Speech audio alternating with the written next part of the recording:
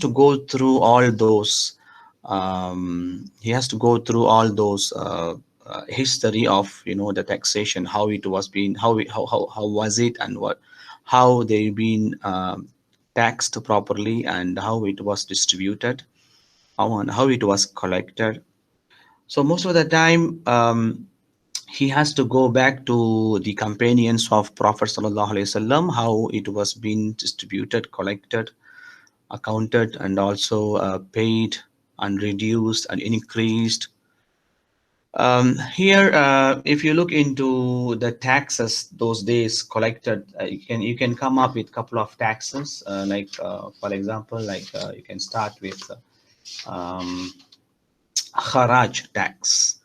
Kharaj is something that uh, you need to know that it is not actually Muslims are the one who started it. It was there. In fact, when Quran talks about Dhul Qarnain, uh, later he was addressed as Alexander, or maybe somebody else. I don't know. It's just assumption. When Dhulqarnain went to a place, city, people of that city asked Dhulqarnain to build a wall, uh, because they want to protect themselves from Ya'juj Ma'juj. So you will see the word Kharaj, because they said we are ready to pay you Kharaj, so that you take our taxes and then you just go ahead and build the wall. So the idea is already there.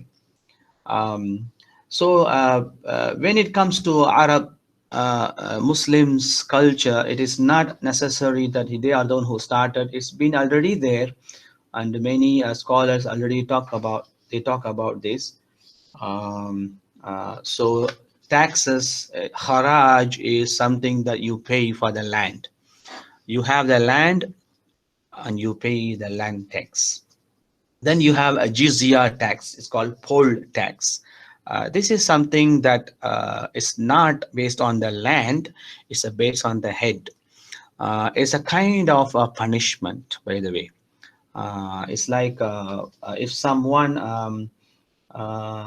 is not accepting Islam, but he is becoming a zimmi, he comes under the protection of Muslims, and he is not ready to accept Islam, or maybe he was in the war and he lost the war against Muslims. So he has to pay a jizya. In a way, it's like a punishment. At the same time, Muslims, they have to give them the protection. So it is based on the head. It is not based on the land, because the one I told you, Kharaj, is based on the land, right? Then you have Ushur. It is called. There's a difference between Ushur and Ushur. Ain, Sheen, Ram, Ushur, Ra. Then you have Ushur, Ain, Sheen, Waw, Ra, Ushur. Because Ushur is the custom tax. So now here, if I have to tell you about Ushur, Ushur is something similar to Kharaj tax. Most of the time, it is also considered similar to Zakat and Sadaqah. So there is no clear indication based on the book of Imam Abu Yusuf, book of Imam um, Dawood, and also Qudama. So these are the people also who wrote Kitab al-Kharaj. It is not only Imam Abu Yusuf who wrote Kitab al-Kharaj. There are some others also, like Qudama wrote Kitab al-Kharaj, and also Yahya bin Adam also wrote Kitab al-Kharaj. So according to their interpretation, it sometimes they use ushur for zakat and sadaqah. So it is not that very clear. But some other places they mention kharaj is something that you pay the tax when the land is given to you. The land after the winning, after you win the place, win the area, that the land will be given to Muslims. Then the Muslims, they have to pay kharaj. Yeah. But if that Muslim is selling the land to somebody, Yeah, if that Muslim is selling the land to somebody, and that person has to pay ushur. He bought it from the Muslim, but still, so that he has to pay that kind of payment. It is called ushur. So these are the differences are there. But basically speaking, it is maybe I would say it's the alternative words for sadaqah or zakat or kharaj. Then you have mux taxes. It is something also. It is also something that was available before the advent of Islam, before the arrival of Prophet Sallallahu Alaihi Wasallam. It's a pre-Islamic. Um, I think it was used. The term mux used in Egypt. Um, the plural is mukus. So this mux is similar to ushur. This is called custom taxes. You see, um, there are some taxes from your cultivation, from your crop, right? Whatever that you are cultivating from the farmer land, you have to pay some taxes. It might be called ushur, right? Ushur is similar to kharaj or sadaqah or zakat. Then when someone is bringing the, because once you finish the farming, then you have products, and someone is buying the products, someone buying the someone wants to trade, so they are bringing those crops to a city like Makkah. So when they are entering into Makkah, they are coming to the market, then you have to pay some other tax, because there is a tax that farmer paid, like al-fallah, and then there is a tax that tajir, yeah, that trader has to pay. So that one, when you enter in the market, there's a different payment. It's a custom payment tax. So there is also there is another tax called task, huh? Ta, sin, off. Okay, so task is something is like you have a land, but or maybe the government has a land, and government is renting the land to you. Right? There are so many other alternative terminologies available today. It's not belong to you, but you can borrow. You can just borrow the land to do some cultivation, but it is not yours. So when you are renting a land, you have to pay some sort of taxes. It is called task. Then you have zakat and sadaqah, also other kind of taxes. That one I think most of you already know about it, and if you don't know, for sure you will learn it when you take economics of zakat. I think we are going to learn from there. So I think so. This is what the background of taxes. I think you need to know. Um, with that, we can just go into um, what exactly Imam Abu Yusuf uh, what exactly he talks. Talks about taxes in his book. So basically, as I told you, you need to learn him according to his background. So now, when Harun al-Rashid asked him, so Harun al-Rashid is actually Abbasid Khalifa. Before that, there was a Umayyad. So might be confusing, like what is Umayyad, what is Abbasi? Umayyad is coming from Umayyah. Umayyah is actually one of the, of course, all of them, or whether it's Umayyads or Abbasids, all of them are actually related to Prophet Sallallahu Alaihi Wasallam. You need to know this, because after Hazrat Ali radiallahu anhu, you know this. I'm just giving you a simple story, history of this. You know this Abu Bakr, Umar, Uthman, Ali radiallahu anhu. After them, because you see all these Hazrat Abu Bakr, Hazrat Umar, Hazrat Uthman, Hazrat Ali, uh, all these four, They are also related to Prophet Sallallahu Alaihi Wasallam, but they are related through marriage, except Hazrat Ali. Imam Abu Bakr is actually one of the father-in-law of Prophet. Hazrat Umar also one of the father-in-law of Prophet. Hazrat Uthman is actually married uh, two daughters of Prophet Sallallahu Alaihi Wasallam in different time, not at the same time. Yeah, and then Hazrat Ali, you already know, he is also son-in-law like Hazrat Uthman. He married to Hazrat Fatima radiallahu anha. But at the same time, Hazrat Ali is actually also related, blood related, because he is the cousin brother, right? Because his Prophet's father and Hazrat Ali's father, they are brothers from the same mother. So now, when it comes to Umayyad, Hazrat Muawiyah ibn Abu Sufyan was the first Khalifa of Umayyad. So who is Muawiyah? Muawiyah, in a way, he is also related to Prophet in marriage, according to the records. His sister is married to Prophet Sallallahu Alaihi Wasallam, Sophia. Sophia, I think you know, the one of the wife of Prophet Sallallahu Alaihi Wasallam. But Muawiyah, if you look into his forefathers, he is joining to Abdul Munaf. His great grandfather is actually Abdul Munaf. I think you know who is Abdul Munaf. Abdul Munaf is the great grandfather of Prophet Sallallahu Alaihi Wasallam. You know Abdul Muttalib, right? Abdul Muttalib, then Hashim, then you have in that line you have Abdul Munaf. So this Umayyah is actually son of Abdul Munaf. From Umayyah, you have Abu Sufyan, the children is Abu Sufyan, maybe great grandchildren, Abu Sufyan, then son of Abu Sufyan is Muawiyah.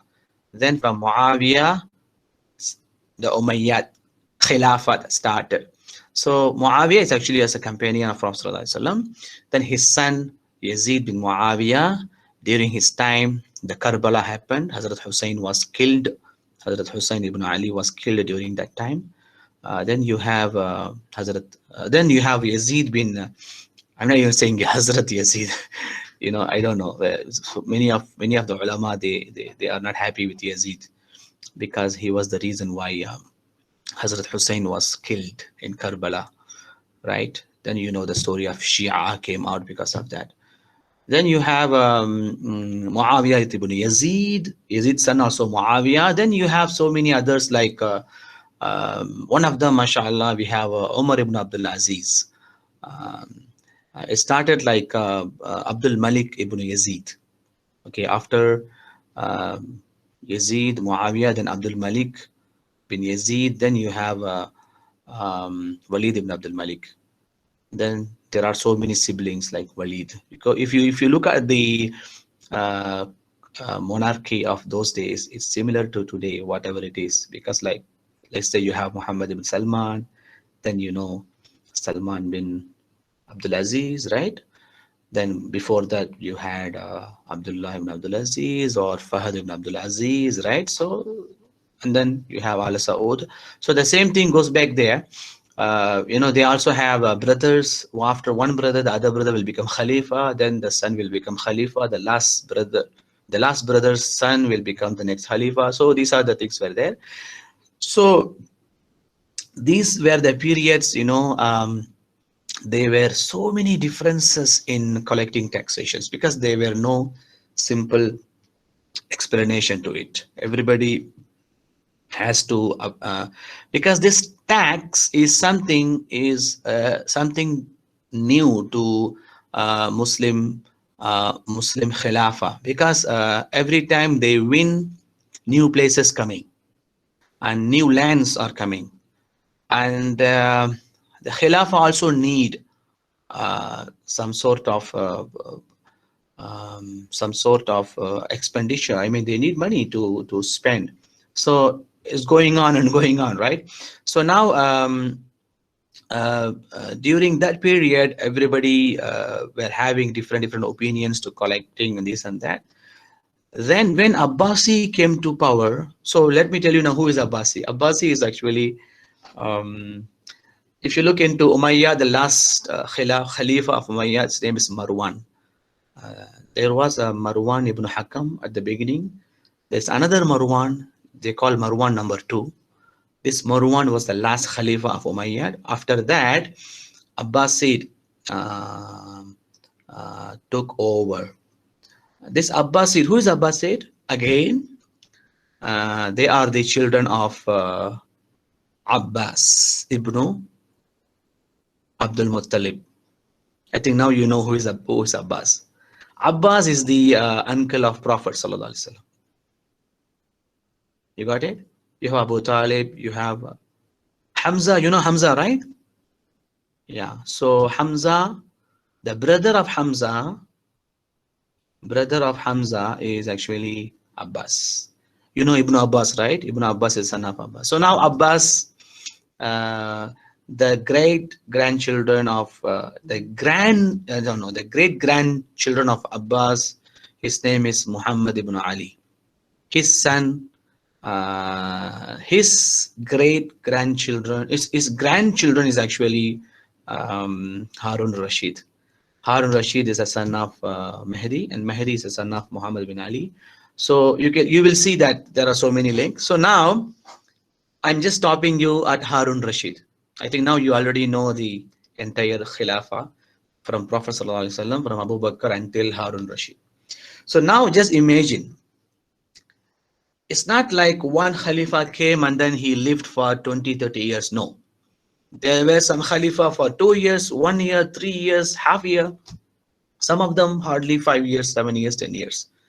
So now you can see there are so many, what we call in Malay, kalankabut. Huh?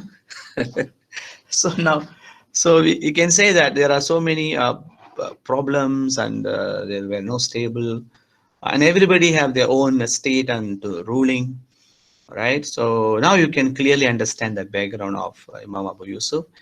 Then, mashallah, he was able to. So when Harun Rashid was asking, we need something for legislation, then he started writing this book, Al-Kharaj. Okay, how he do that? This is what we need to understand, because we are the scholars of economics. We need to learn how did he actually compile all this, on what basis.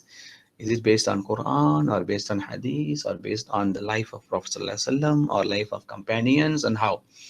Basically speaking, it is actually on basis of his own ijtihad. I tell you, you cannot make ijtihad without any resources. You need resources to do ijtihad. And with that, I want to give you, before I go into the slides, I just want to give you one example. I wanted to actually read the entire book, for this class, especially Kitab al-Kharaj. There are so many things to discuss, but I don't think the time allow, because we need to go back. We need to learn more scholars after these classes. We have Abu Ubaid. We need to go for Kitab al-Amwal. Then we need to go for Maqrizi. We have to go for so forth. So I just want to give you one example from the book. Maybe you will understand exactly how Imam Abu Yusuf is actually doing this taxation, extracting the policy from the taxation. That might help us to do something in future. So that is the reason why we are learning. What this is a takeaway from this kind of classes. So let me just give you an example of, there was a land called Sawad. For those know Arabic, I think people still joining my classes.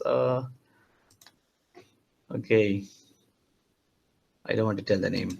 Okay, all right. Still, you can see my slide, isn't it? Good, very good.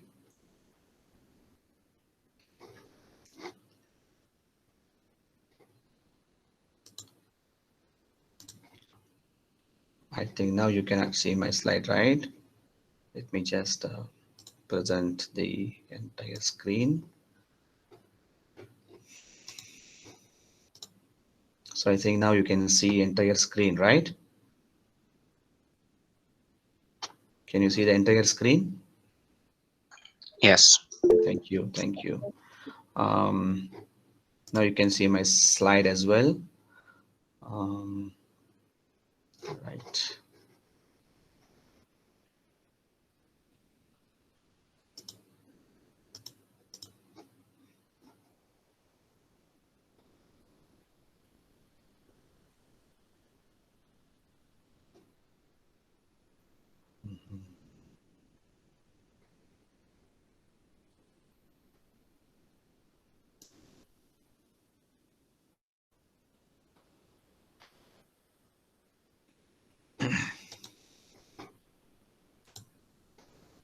All right. So I was talking to you about Sawad.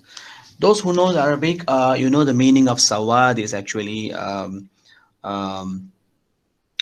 black. So black land is a black. It's not actually the color that we are talking because according to that time, I mean, according to the Arabs, black doesn't mean what we are thinking today. It means it's more green. So there were some lands that came into the possession of Muslims during Khalifa Umar period. So Khalifa Umar was asking what to do with this land. These lands actually we am talking about the lands or these are the Iraq today, Iraq border of those places. Those places are full of green. You can do farming. It is a very uh, quality lands. You can do anything that you want. So when Hazrat Omar was asking what to do with this, because the tradition was like this. Whenever Prophet sallallahu alaihi wasallam used to go for the war, and whenever they get the land, Prophet sallallahu alaihi wasallam used to distribute the land to the Muhajirin. This was the tradition. And when it comes to Hazrat Umar, there were Hazrat Bilal, you know Bilal, and also there were Abdullah ibn Bilal, and also Abdurrahman ibn Auf. You know Abdurrahman ibn Auf. These two people were in the position that they want Omar to distribute the land to the Muhajirin. But then Omar was not thinking that right. But they were saying, they're telling this is the Sunnah of Prophet ﷺ. But Hazrat Omar was actually thinking like, no, if I started giving all this land to Muslims, I mean, especially for Muhajirins, then it is going to be it is going to be in their hands, and we are not going to get any benefits out of the lands. There is no Kharaj if you given the land to Muhajirin, and it has to be useful for everybody. Then he asked some other scholars, like some other companions like Osman, Ali, and Talha. They said, yeah, not necessary, it has to be, because this is where you need to understand the Sunnah. When Prophet ﷺ did something, there must be some basis that he did. So you don't bring that authority, that evidence to tell that because Prophet did that, I want to do that.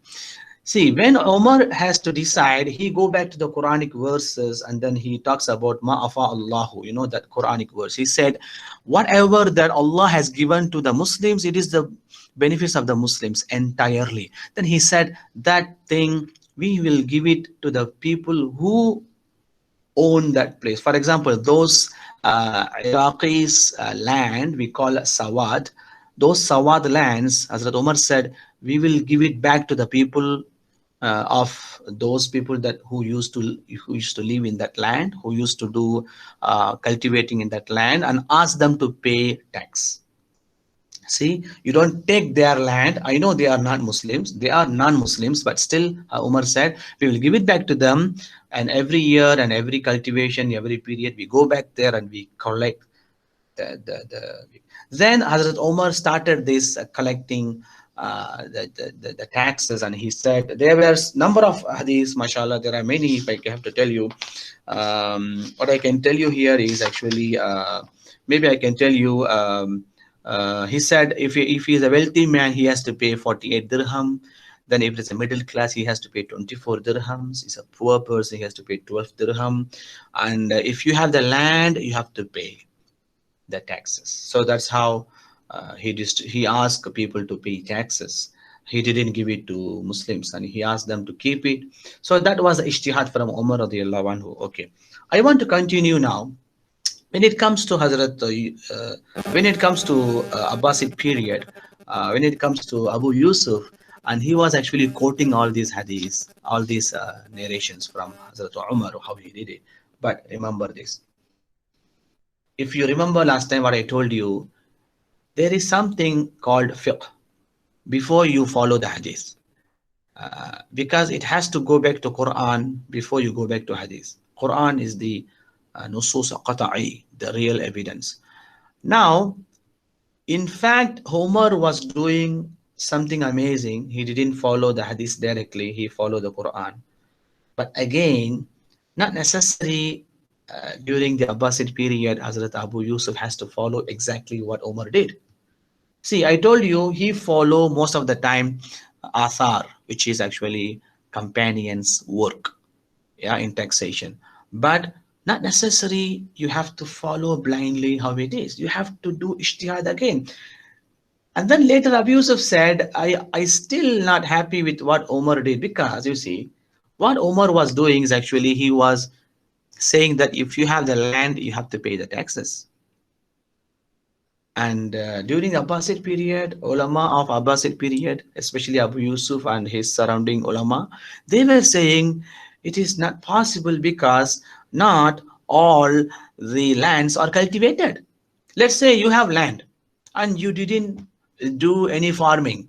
You have no water services. You don't have good. I mean, you don't have the farming. Then how you are supposed to pay tax when you don't have the earnings, income from that land?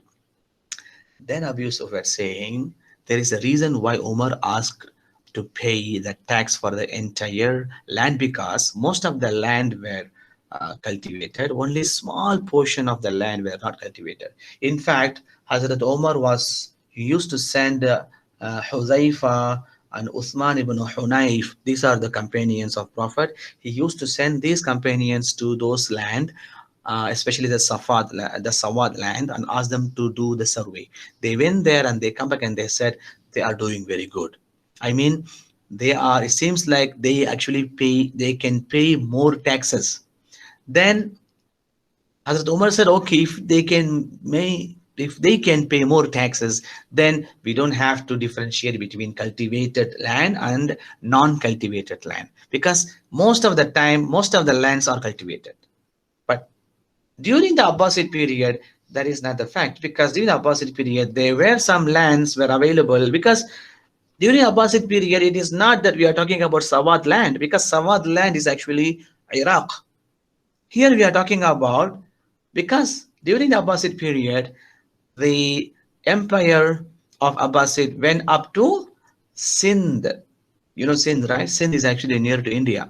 Starting from Undulus, from Morocco until that place. So it's been expanded. So now the idea is different. During Abbasid period, there were some lands, some maybe most of the land, many lands, there were some lands you can't even cultivate for 100 years. So how you are supposed to pay the taxes? Yeah. Then there's another issue also came, because according to Imam Abu Yusuf, he also telling how they should be taxed. What is the system of taxing? Then he is giving some ideas. That idea is amazing ideas, because those days, until the Abbasid period, those days there were two methods of collecting taxes. You go to the land, and one way of collecting taxes was, you look at the crop, and then you collect the money in cash. You collect the money in the cash. The problem was there, this, um, when that crop go to the market, um, we don't know exactly how much is going to be sold, because the price is something that you cannot predict the price. You know, the price go up, go down.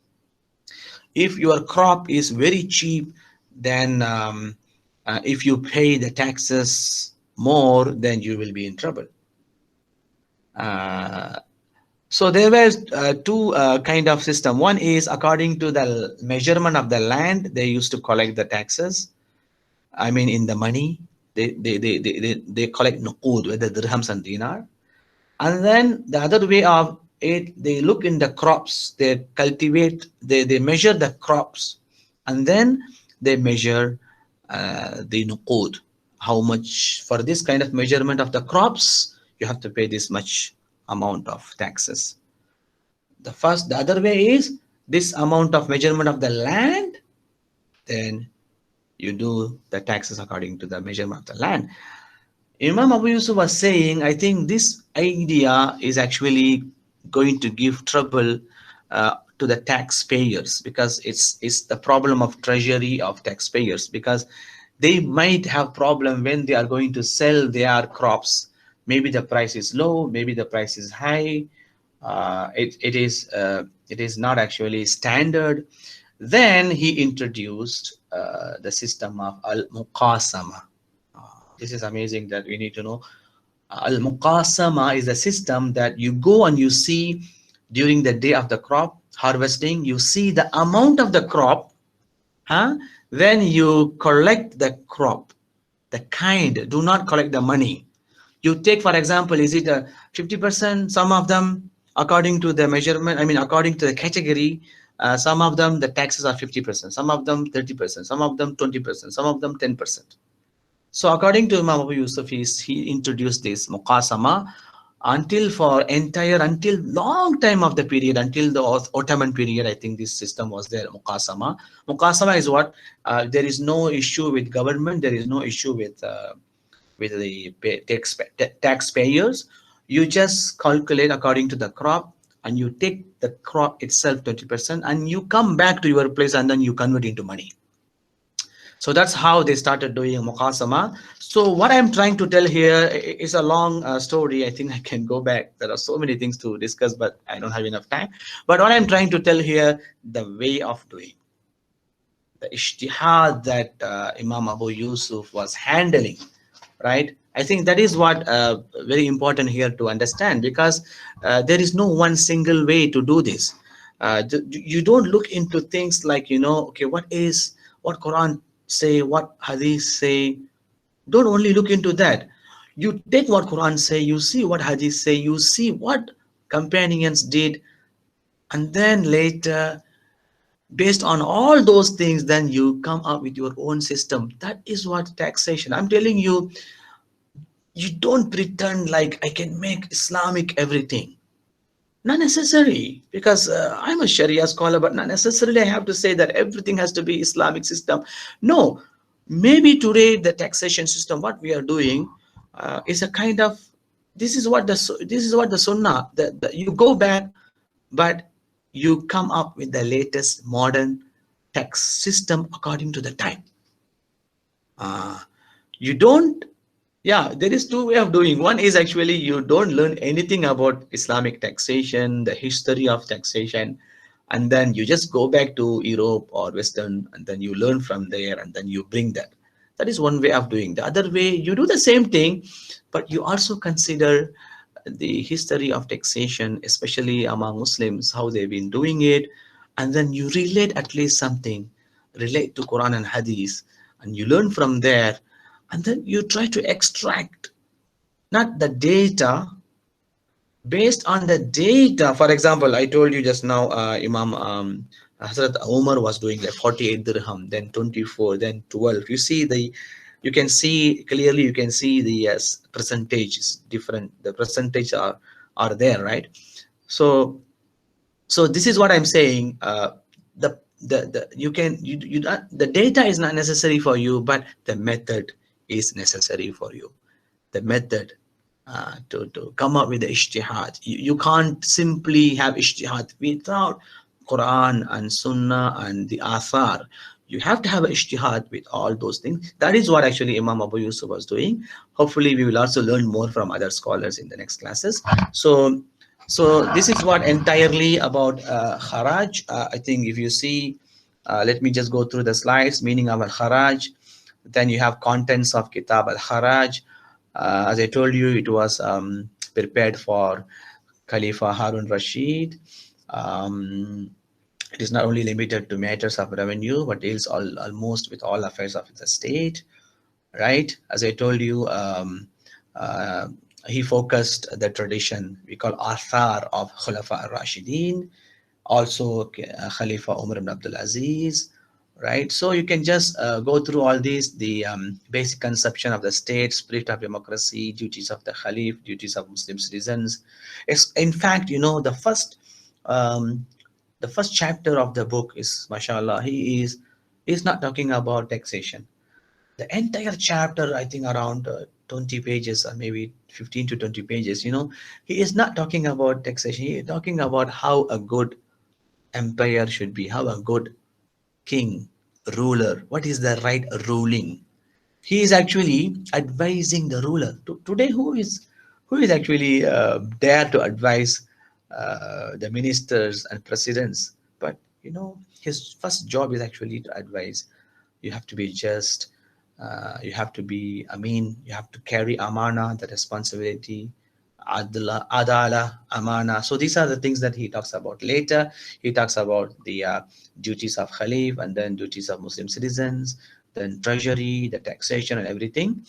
The economic ideas. This is what I think last week someone asked me, what is the economic ideas? I think the entire thing is the economic ideas. Because economic ideas do not expect Allah to tell you this is economics, this is finance, this is management. Economic idea is a human development. It has to come from there. It has to something based on the ijtihad. That is what exactly Abu Yusuf did. uh, Contains economic ideas of Abu Yusuf. Abu Yusuf dealt with taxation of Islamic State. He considered land as a source of wealth, right? He made detailed suggestions on socio-economic infrastructure, economic responsibilities of the state towards economic welfare of the people. Especially, there are so many chapters I see: water supply, fisheries, forest and pasture lands, rules. There are so many things, but the book is long book. I mean, it could be a long discussion. He also talks about the private projects, which actually state should not take care of the private project. It has to be their on their own. I mean, you cannot use the treasury money for the private project. It has to be public project. So these are the things actually he talks about, and then he also talk about the principle of taxation. Uh, the four canons of taxation. I think you might be learning this from Adam Smith, but it happened 1,000 years earlier. He talks about equity, certainty, convenience, economy, right? He believes in the politics of common good by eliminating oppression and establishment of justice. So I think there are so many things in this way. He proposed the ability to pay principle of taxation, only the surplus wealth. So even the surplus wealth, he also mentioned that whether you have to do the tax or not, whether it is on capital or in the surplus. He also opposed tax farming, a practice by which a tax collector could confiscate land in case delinquency. He opposed fixed levy of land and suggested a proportionate tax on agricultural produce. This is what I was giving you example of Sawat land. He also proposed the convenience in terms of time, space, and the manner of payment of the taxes. Also, to reduce the likelihood of corruption, Abu Yusuf proposed a centralized tax administration, which we call muqasat, yeah, and the use of strictly supervised salaried workers as a tax collector. So these are the new ideas, because before that, if you are the tax collector, you go there and you collect the tax and few percentage for you.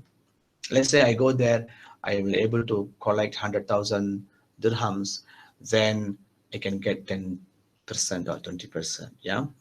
So what happened that sometimes you might go there and collect more, and then sometimes you don't collect. Sometimes you don't get anything. You've been walking all the way, you don't get anything.